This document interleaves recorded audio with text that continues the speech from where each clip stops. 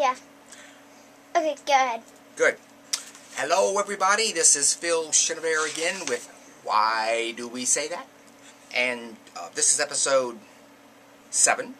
1, 2, 3, 4, 5, 6, 7. Yes. This is a YouTube video, and today I'm going to talk about Siamese Twins.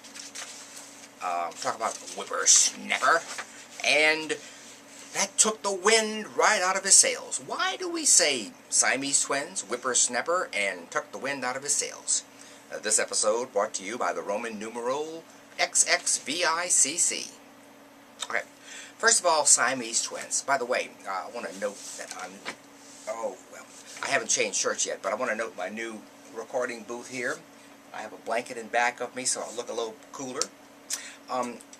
So, Siamese Twins. I thought you'd like to know why we say that. When we say Siamese Twins, we think of people who would join together. Why not just say they're congenitally joined? No. But it's because of two real-life brothers who were born in 1811. Their names were Chang and Ing Bunker. Yes. And they were actually three-quarters Chinese, but their mother was from Siam, so they named them Siamese. Now, since they shared liver tissue, they could not be separated safely, and they had to live joined together like that, but that didn't slow them down, not a bit. They were a very popular exhibit with the P.T. Barnum Circus. For many years, they earned quite a bit of money. After 1843, however, they left the circus and they led remarkably normal parallel lives. They married twin sisters and settled on a North Carolina farm, and between them fathered 22 children. I know what you're thinking, but I'm not going to go there. So that's why we call them Siamese Twins to this day. Next we have the Whippersnapper. And then I got to put my glasses on again. You can tell I'm very well organized here.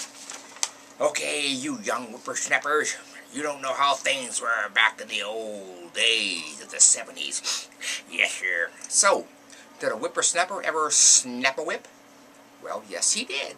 Indeed, snap a whip, and he was originally called a whip snapper, and the expression meaning an impertinent young person who was originally called a whip snapper.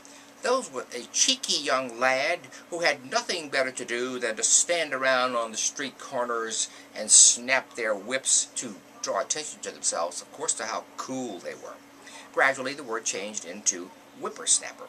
And, oh, by the way, since we're speaking of whips, do you know why we call some of our congressmen whips? I bet you do, but I'll tell you anyway. The phrase comes to us from England, where the first whips were the whippers in the British sport of fox hunting. Their task was to keep the hounds from straying by whipping them back into the pack. The British adopted this term about the middle of the 19th century and applied it to the person responsible for party discipline.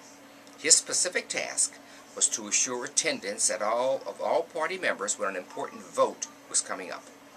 Very much the same job is done by whips in our Congress.